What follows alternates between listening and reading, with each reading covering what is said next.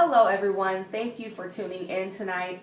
I want to thank you for watching the previous videos. It has definitely meant a lot. Every word of encouragement, every point of advice, we've appreciated it, and so I'm hoping that tonight's video will help you as well and the future videos to come. So I want to thank you for tuning in tonight to Amina's Moment, and I want to let you know that this is a particular topic that is dear to me, and I'm hoping that it's going to help you out tonight. But before we begin, I want to remind you that I'm not here to give out advice. I am just here to give you little pieces of information that you can choose which ingredients fit you in order for you to have that recipe for success. So you take what fits for you, because again, what works for me, it's not going to work for everybody else. And I understand that, and I hope you do too. And I want you to look at yourself as a special individual, not as someone who is just collective in this group that we call Earth. You are your own person, and you should be very, very proud of that.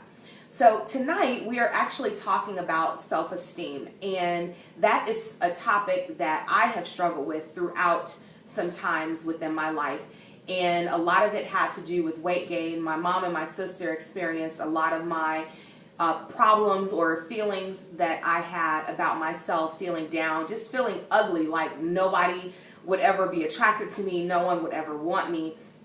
And all of those things that I experienced, it was very, very, I would say, life-changing for me, because I learned how to appreciate Aamina for Aamina and not to compare myself as I had done in times past.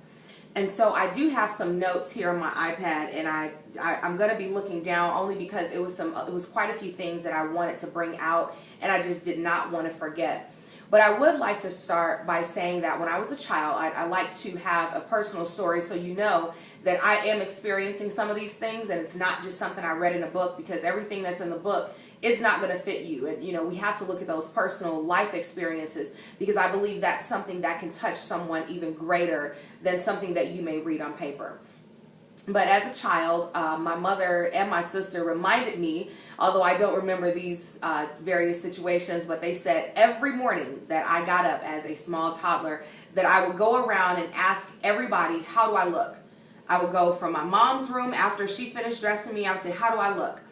I would ask my dad, how do I look? I would ask my sister and then my brother, and it was a daily occurrence. And I can remember just stories, you know, years after that, how they would say, you know, you always wanted us to tell you how you looked. And so as a child, technically, I was actually getting approval for the way I was going to present myself in my small world. And so it was very interesting to hear that that's what I did. I talk a lot anyway, you already know that. But it was something that I did with my family. And me being the youngest, they catered to me and they told me how I looked. And so I took that and kind of went with it. I believe that my family, they were a part of the building of my self-esteem. And I realized that some of you may not have had that. You may not have had parents or siblings or friends or even just family members in general who complimented you, who told you you were beautiful and you were unique in your own skin, and that no one would ever be like you, and that you were special, and that you were God's gift to this earth. So I understand that everyone did not experience that, but I was so blessed to have a family that did provide that foundation for me and my self-esteem.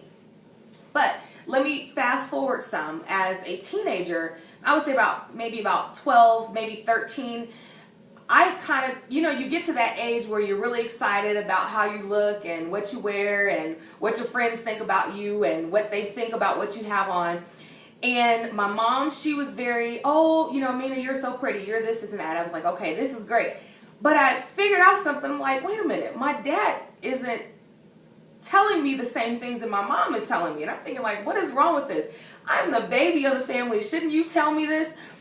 And I asked him one day, I said, Dad, why is it that you don't compliment me a lot? Or say, you know, oh, Aamina, you look nice. Or I like your new hairstyle. I like your new outfit. And although I thought he was going to respond one way, he responded another way. He's asked me a question. He said, do you have a mirror at home? And I thought to myself, okay, do I answer him the way I really, really want to answer him and say, duh, yes, I do have a mirror at home? But I chose not to, because I did respect my father. But I asked him, I told him, I said, yes, I do. And he said, did you look at it this morning? And I'm thinking this conversation is going all wrong. I said, yes, I did look in the mirror this morning. He said, did you see how you looked? I said, yes, I noticed, I recognized what I look like. And he said, that's enough.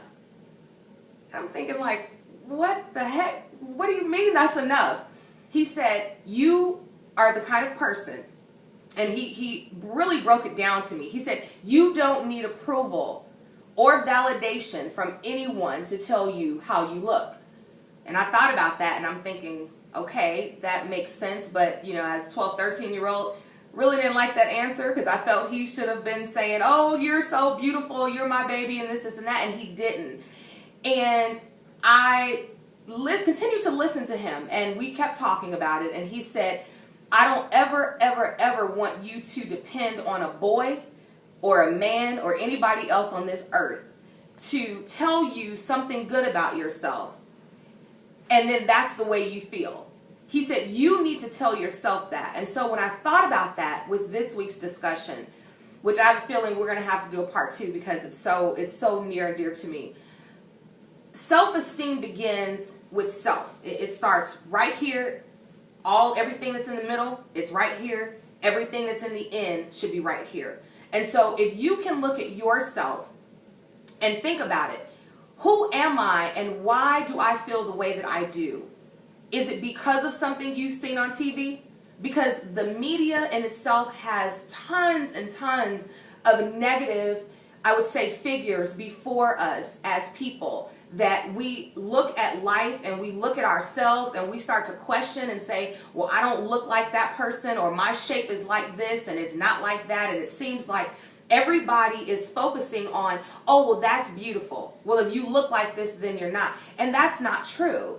And thinking back, because I've told this story many times to my students about what my dad said to me, thinking back on that and realizing that I don't need anybody to tell me, Aamina, this is who you are. Because if in fact I'm waiting on that, I might as well just wait on and wait on, because if I don't tell myself, if I don't encourage myself, if I don't look in the mirror and say, this is who you are, Aamina, this is what you're able to accomplish, this is what you're going to be, and literally speak those things into existence, anybody can come along and say what they want, and it's not going to mean as much. If in fact you know who you are, and you are dependent upon your view of yourself, then at that time, you're able to say, okay, I know who I am, and I appreciate being me. Because whoever comes in and out of your life, to the ladies, boys are going to come and go. And they're going to say things to try and get you to get that little mushy, warm feeling in your heart and in your mind. And you're thinking like, oh, he said I was cute. Because I personally don't take compliments very well. I sometimes struggle with them. And I even told my husband one time, it's difficult, like he'll compliment me and I'm like, okay, thank you. And I try to rush through whatever he's saying because I feel like that's really not me. And I had to come to terms, and he and I had this conversation, you know, if he thinks that I look a certain way, I have to accept that. And I have to accept the compliment.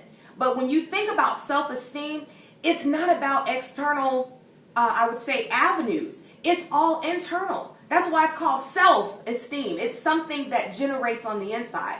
And so, like I said, this is a topic that I could do for a while. And I know that I only have a short period of time to be with you tonight. But I'm hoping that you're going to tune in next week, because I want to stay with this topic, because so many young people, they feel as though they're not worth anything. And next week I want to talk about self-worth, and they feel as though they're not able to do or to be the best that others have deemed what they would call the best. And all of those things put together, it can either make you or break you. You can feel as though, do I have what it takes to be successful? Do I have what it takes to actually make something of my life? And that's how a lot of times young women and young men, I'm not just going to talk to the young women tonight, but young men as well get into very, very unhealthy relationships, because they look at themselves and they feel like, maybe this is the best I can do. And I'm sorry, The best that you can do is going to be a reflection of that great thing that's on the inside of you, that jewel that's on the inside of you.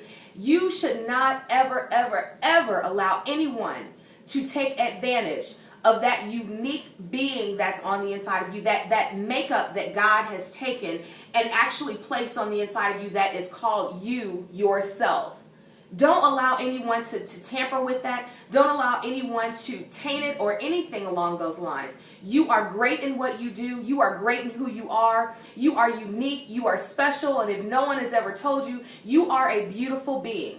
And I'm so glad that we're different, because this world would be quite boring if we were all alike. So embrace who you are and the differences that you have. And I want to encourage you, continue to reach on for greatness, continue to reach on for success, because you can do it if you put your mind to it. So again, I thank you for tuning in to Amina's Moment. I'm going to continue this on next week, because I feel like it's some more things that I really, really want to say. And I didn't even get through half the things that I had jotted down here. But I hope this has helped you, and know that your self-esteem, your self-worth, it starts right here. You have a great night, and I'll see you next week.